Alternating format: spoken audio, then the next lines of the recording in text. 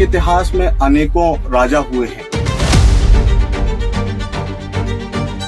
इन राजाओं में आपने सम्राट विक्रमादित्य को ही जन जन तक पहुंचाने का यह लक्ष्य। विक्रमादित्य का जो व्यक्तित्व है, ऐसा माना जाता तत्समय में कि भगवान देश के अलग अलग हिस्सों में इस महानाट्य का आयोजन हुआ। प्रधानमंत्री ने इस महानाट्य को लेकर तारीफ की। विक्रमादित्य जो करते हैं वो अद्भुत करते हैं। ये मेरे लिए खुद के लिए भी बेमानी होगा कि मैं उनकी दानशीलता की बात छोड़ूं। तो विक्रमादित्य को लेकर के ही किंवदंती चलती थी कि वो आपने इसमें व्यक्तिगत इंटरेस्ट दिखाया देश के अलग अलग हिस्सों में इस महानाट्य को। विक्रमादित्य भी तो इतना बड़ा किरदार है, छत्रपति शिवाजी के समान उन पे भी नाटक बनना चाहिए। वह कौन सी चीज है जो लोगों को इस तरीके से विक्रमादित्य जी से जोड़ रही है? हर कोई व्यक्ति विक्रमादित्य के उस चरित्र को थोड़ा जानता समझता है। विक्रम और बेताल, सिंहासन की 32 पुतलियां, घोड़े दौड़ रहे, तलवारों का युद्ध हो रहा, धूल उड़ रही है, कई सारी चीजें अभी बताने से आनंद नहीं आएगा, देखने का आनंद रहेगा। कौन सी सीख है जो युवा पीढ़ी को और छोटे छोटे बच्चों को देना? पहली सीख है निडर।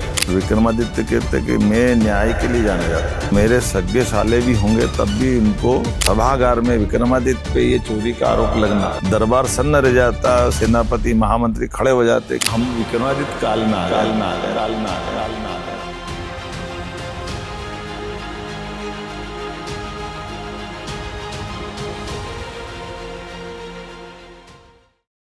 मध्य प्रदेश का इतिहास अपने आप में समृद्ध है। यहाँ पर कई यशस्वी राजा हुए हैं और इस इतिहास को लेकर अनेकों बार चर्चा होती है।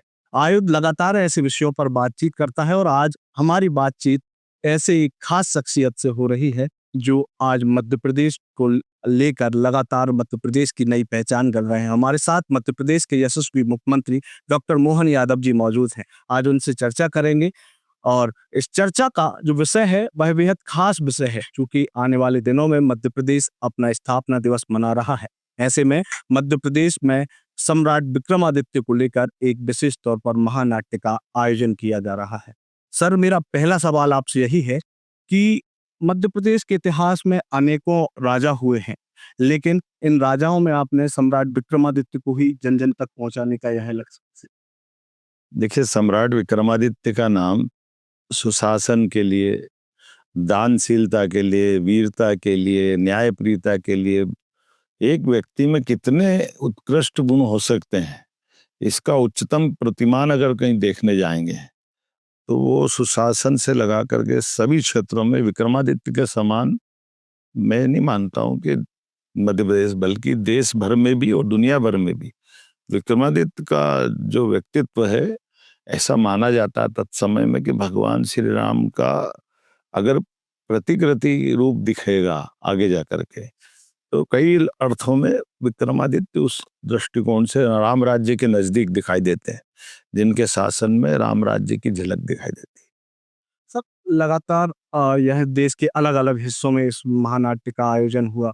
देश के यशस्वी प्रधानमंत्री ने इस महानाट्य को लेकर तारीफ की और यह व्यापक रूप लगातार लेते जा रहा है। मध्य प्रदेश में भी इसका 2 दिन तक मंचन होगा। इतने बड़े व्यापक रूप से जब यह नाट्य होता है तो इसका कौन सा अंश जो आपको सबसे ज्यादा प्रभावित करता है? देखिए, ये मैंने कहा कि विक्रमादित्य का जीवन का ये जो एक उज्ज्वल पक्ष है कि विक्रमादित्य जो करते हैं वो अद्भुत करते हैं।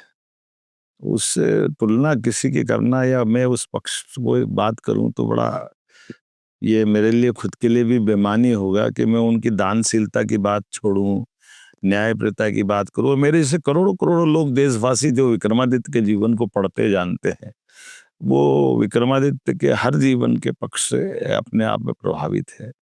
तो मैं मान के चलता हूँ कि खासकर विक्रमादित्य ने अपने सुशासन की जो उच्चतम पैमाना लिया है, हम सरकार के नाते से उनका इस पक्ष को देख सकते हैं कि शासन करते करते हमारी शासन करने की दृष्टिकोण और उससे प्रभावित होने वाली जनता, दोनों का रिलेशन कैसा बने और शासन के प्रशासन में सुस्पष्ट नीति, उज्जवल चरित्र की भावना और दूरगामी दृष्टि से सर्वांगीण विकास की परिकल्पना क्या होती है, विक्रमादित्य के सुशासन में सब परिलक्षित होती है। सम्राट विक्रमादित्य के बारे में जहां तक है कि पहले काफी चर्चा उतनी नहीं होती थी, लेकिन आपने इसमें व्यक्तिगत इंटरेस्ट दिखाया देश के अलग-अलग हिस्सों में इस महानाट्य को, चूँकि यह आपके व्यक्तिगत जीवन से भी जुड़ा हुआ है, आपने भी इसमें अभिनय किया है। तो सर किस प्रकार से इस नाटक से आपकी व्यक्तिगत अनुभूतियाँ जुड़ी हुई हैं? देखिए, मैं विक्रमादित्य के साथ में मैं चूँकि उज्जैन का हूँ, सम्राट विक्रमादित्य की राजधानी उज्जैन रही है और अवंतिका वो नगरी है जिसका हर युग, हर कल्प में, हर समय अस्तित्व रहा है।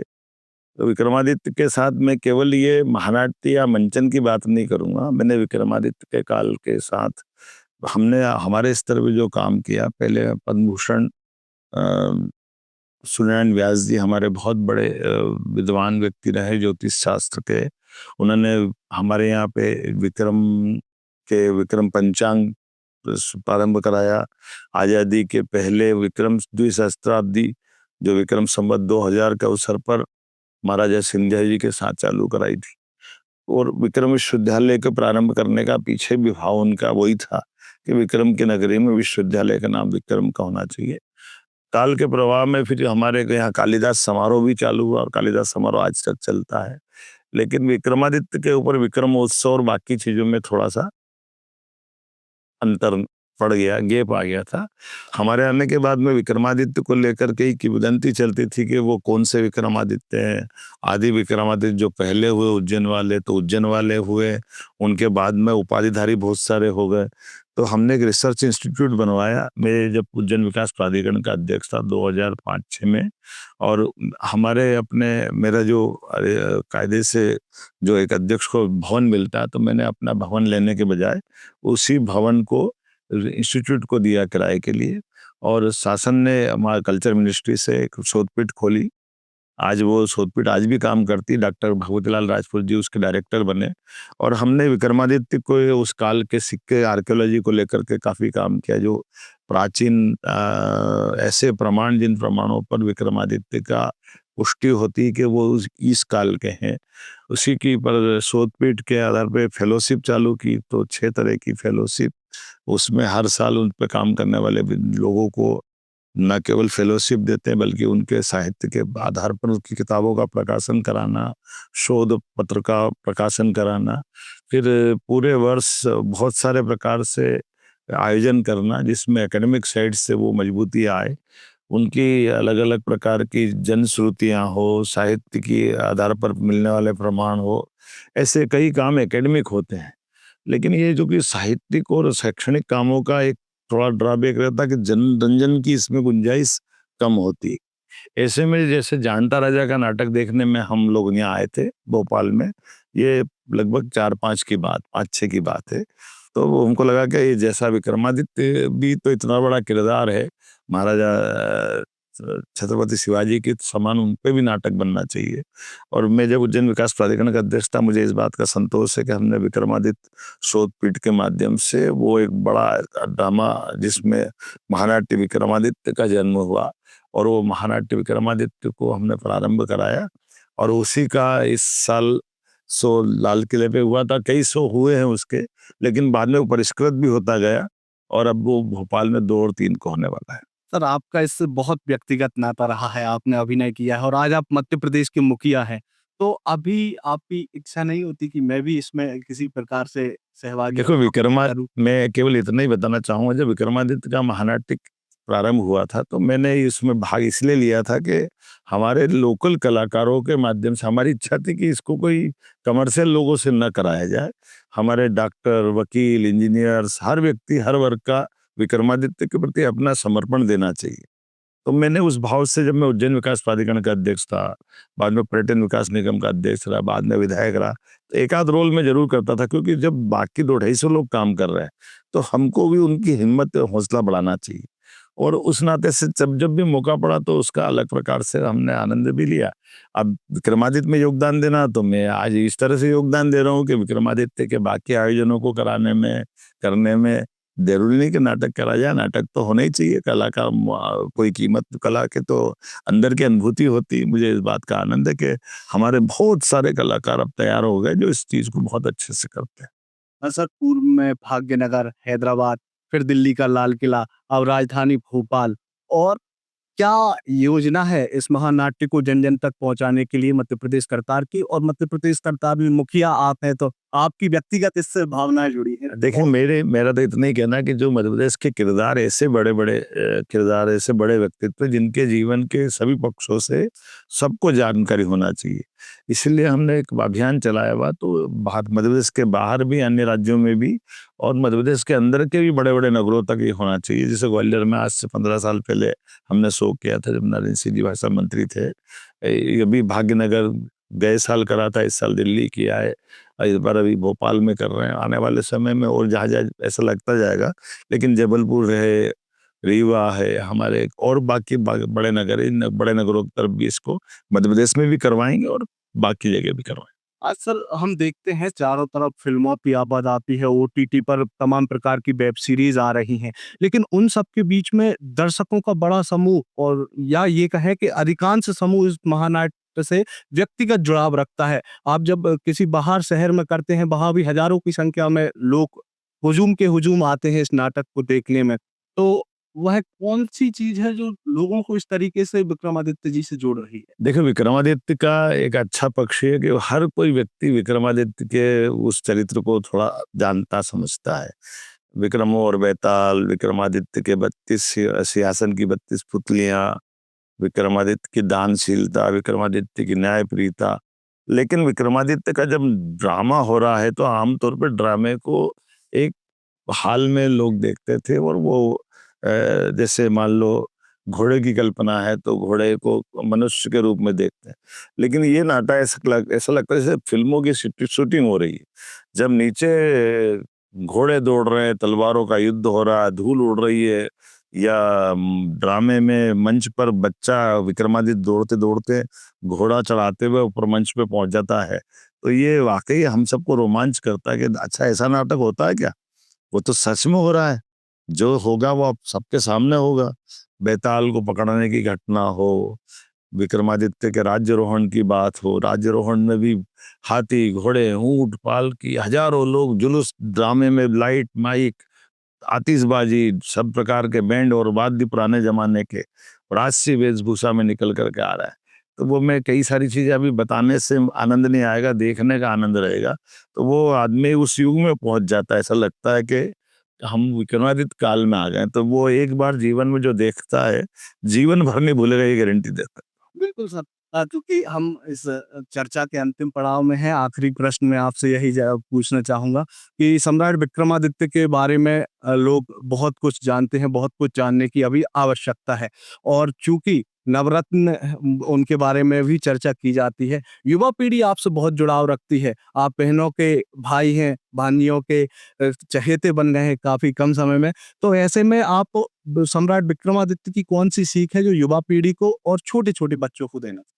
विक्रमादित्य की पहली सीख है निडरता। विक्रम का मतलब ही मैं आपको बताना चाहूंगा, विक्रमादित्य का ऐसा कहते हैं विद्वान लोग कि उनका नाम मूल रूप से सहसांक है, लेकिन विक्रमादित्य उनको उपाधि मिली, फिर उपाधि ही उनके लिए चर्चित हो गई। विक्रम का अर्थ है विरुद्धार्थी क्रम को सुक्रम में बदल दे, उसको कहते हैं विक्रम। उल्टे को सीधा कर दे। और आदित्य मतलब सूर्य के समान। तो वो ऐसा व्यक्तित्व जो हर कठिन से कठिन काम को कर दे, उसको विक्रम कहते हैं। इसलिए विक्रमादित्य की निडरता हम सबके जीवन में आए, अच्छाई के लिए सच्चाई के लिए हम संघर्ष करें और जन कल्याण की भावना के लिए अपने आप को हमेशा समर्पित रखें, ये उनसे सीखा जा सकता है। और मैं मान के चलता हूँ कि दानशीलता हो, न्यायप्रियता हो, हर क्षेत्र में विक्रमादित्य हमारे सबके आदर्श हो सकते हैं। एक जानकारी आपको जरूर बताना चाहूँगा, उसमें इसका एक सर्वाधिक महत्व का मुद्दा है, जिससे देश की सीमाओं पर आने वाले खतरे और विदेशियों के साथ हमारे रिश्ते और विदेशियों के साथ बनने वाले राजा महाराजाओं के संबंधों में भी क्या सावधानी रखना चाहिए। विक्रमादित्य के इस ड्रामे में वो एक घटनाक्रम आता है। एक घटनाक्रम उनका ये होता है कि विक्रमादित्य की इस शकों के खिलाफ, विदेशी आक्रांतों के खिलाफ संघर्ष करते करते शक राजकुमारी उनके जीवन में उनके गुरुजी के माध्यम से आती है और उनके गुरु उनकी विवाह उनसे करा देते हैं। ऐसे में जब ये उनके शक विद्रोही राजकुमार जब उनके सामने छत्रप के रूप में पकड़ के आते हैं, और वो चूंकि उनकी घर में पत्नी तो शक राजकुमारी पहले ही बन चुकी है, और वो अपने भाइयों की मौत की सजा से बचाने की भीख मांगती है कि मेरे भाई हैं, इनकी सजा माफ कर दो। और विक्रमादित्य कहते कि मैं न्याय के लिए जाना जाता हूँ, तो मेरे सगे साले भी होंगे तब भी इनको सजा से माफ नहीं कर सकते। तो उनकी पत्नी उनसे पैर पकड़ करके माफी मांग रही है, उनकी भाई की जान की भीख मांगती है। और विक्रमादित्य उस मंच पे से घोषणा करते हैं अपने सभा हाल में से कि मैं विदेशी, ये तुम्हारे भाई भले होंगे लेकिन मेरे देशवासियों के अपराध के अपराधी हैं। इन्हें निरपराध लोगों की हत्याएं की है, ये क्रूर है। और ये विदेशी शासक इन मेरे देश के अंदर अगर ये इन पे कोई दया करेंगे तो ये दया के लिए मेरे जीवन में सबसे बड़ा कलंक होगा।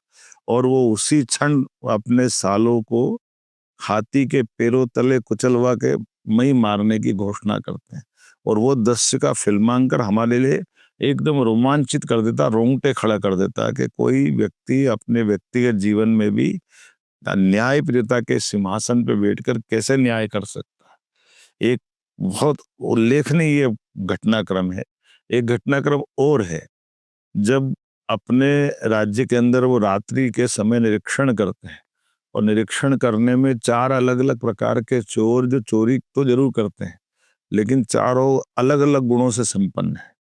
एक व्यक्ति कहता है कि मैं चोरी करता हूं तो मेरे को कोई चोरी करते देख नहीं सकता, इस विधा का ज्ञाता है। एक कहता है कि मैं चोरी के समय के मुहूर्त बताता हूं तो उस मुहूर्त में चोरी करता हूं तो पकड़ में नहीं आता। एक उसमें से कहता है कि मैं मनुष्य को तो ठीक है, पशु पक्षी की बोली भी जानता हूं। ऐसे अलग अलग वो 4 विधा के चोर जब चोरी करने निकलते हैं, विक्रमादित्य उनमें रात में उनके साथ शामिल हो जाते हैं, और वो उनको अपने साथ में ले जा करके उनकी एक घटनाक्रम चोरी की घटना तक शामिल हो जाते हैं।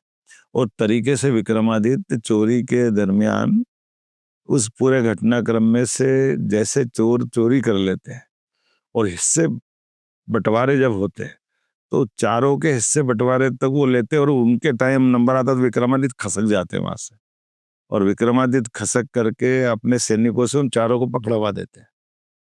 अब दूसरे दिन दरबार में जब पेश होते तो विक्रमादित्य अपनी पहचान छिपा के उनके साथ शामिल होते हैं। विक्रमादित्य को सिंहासन पे देख करके चारों चोर चौंक जाते हैं कि ये क्या हुआ, ये तो महाराज थे रात में। तो बड़ा डरते डरते वो बोलते महाराज भले ही जान बख्श दो या मार दो। तो उन्होंने कहा तुम्हारे साथ और कौन था? जब विक्रमादित्य मंच से ऊपर से पूछते हैं सिंहासन पे, तो बोले साहब हम तो थे तो 5, अभी पकड़ाए 4। तो बोले 5वां कहाँ गया? बोले वह हम क्या करें, मैं तो हमको तो ऐसा लग रहा है कि आप ही तो थे उसमें, अब हमारे तो इस पूरे अपराध में। तो विक्रमादित्य का ये जीवन का बड़ा जोरदार पक्ष है। विक्रमादित्य की सभागार में विक्रमादित्य पे ये चोरी का आरोप लगना, दरबार सन्न रह जाता, सेनापति महामंत्री खड़े हो जाते कि तुम्हारी जीवान काट लेते, तुम ये कैसे बोल रहे हो? विक्रमादित्य कहते ठहरो ठहरो, ये जो कह रहे हैं वो सही है। मैंने रात को इनको अपने साथ उस घटना में शामिल पाया था, और ये भी बात सही कि मैंने ही इनको पकड़वाया है। लेकिन मैं मेरे राज्य के नागरिकों के अच्छे गुणों की कदर करना जानता हूँ, इसलिए इनके जीवन में चोरी क्यों करते हैं ये मैं जान करके इनसे ये कहता हूं कि अब तुमको पैसे चाहिए तो पैसे मैं दूंगा, लेकिन तुम्हारे अंदर जो अच्छे गुण है उसको राज्य की बेहतरी के लिए लगाओ। तो इनको मैं गुप्तचर बनाता ताकि ये विदेशी के और दूसरे देशों में जाकर के अपने गुण से हमारे देश के खतरे को कम करे, और जो धन इनके जीवन उपार्जन के लिए चाहिए उसकी गारंटी मैं लेता हूँ। तो ये विक्रमादित्य ऐसे कितने पक्षों पे काम करते हैं, ये वाकई अद्भुत है। बिल्कुल सर, तो कहीं न कहीं मतलब इस पॉडकास्ट में आपको इस महानाट्य का ट्रेलर तो मिल गया, लेकिन अगर आपको पूरा महानाट्य देखना है तो भोपाल में ज़रूर आप आइएगा, 2 दिन का यह बड़ा अवसर है। और सर बहुत-बहुत धन्यवाद हमारे दर्शकों के साथ आपको भी बहुत धन्यवाद, बहुत धन्यवाद। ये बात सही है कि विक्रमादित्य नाटक ये कई जन्मों के पुण्य के बाद हमको मिलता है, ऐसा बोलना नहीं चाहिए, लेकिन ऐसे ड्रामा बार-बार नहीं बनते हैं। ना कोई इसकी पिक्चर बनी है, ना कोई इसका फिल्म बनी है। कोशिश करेंगे आगे क्या होगा, लेकिन ये ड्रामा वाकई अद्भुत है। आइए, जो जहाँ भी है, मेरे आग्रह पे भी आइए और अपने स्वयं की जागृति के लिए भी आइए कि एक नाटक कितना अलग प्रकार का रोचक हो सकता है, जो नाटक से महानाट्य की यात्रा की तरफ ले जाता है, जो हमारी प्राचीन विधा में वापस विश्वास बनाएगा। आइए, इस माध्यम से हमारे सारे कलाकारों से परिचित होइए। एक और उल्लेखनीय दोबारा बोलना चाहूँगा कि इस नाटक में जितने कलाकार भाग लेने आ रहे हैं, ये प्रोफेशनल कलाकार कम है, ये भावनात्मक कलाकार ज़्यादा है। कोई डॉक्टर है, कोई वकील है, कोई इंजीनियर है, कोई विद्यार्थी है, सब विविध क्षेत्रों में काम करने वाले लोग हैं, लेकिन वो एक मिशन के लिए काम कर रहे हैं। इस नाटक को सफलता के साथ अपने अभिनय का भाग दे करके वो विक्रमादित्य के प्रति अपना योगदान देना चाहते, तो उनके दृष्टिकोण से भी हमको समझना चाहिए। मेरी अपनी ओर से आप सबको आमंत्रण है। बहुत बहुत धन्यवाद। बहुत बहुत धन्यवाद सर आयुध के साथ जुड़ने के लिए। इसी प्रकार की खास चर्चाएं आयुध आपके साथ लगातार लेकर आता रहेगा। तब तक के लिए आप हमारे साथ जुड़ते रहिए, देखते रहिए आयुध। लगातार जुड़े रहने के लिए आयुध को सब्सक्राइब जरूर करें।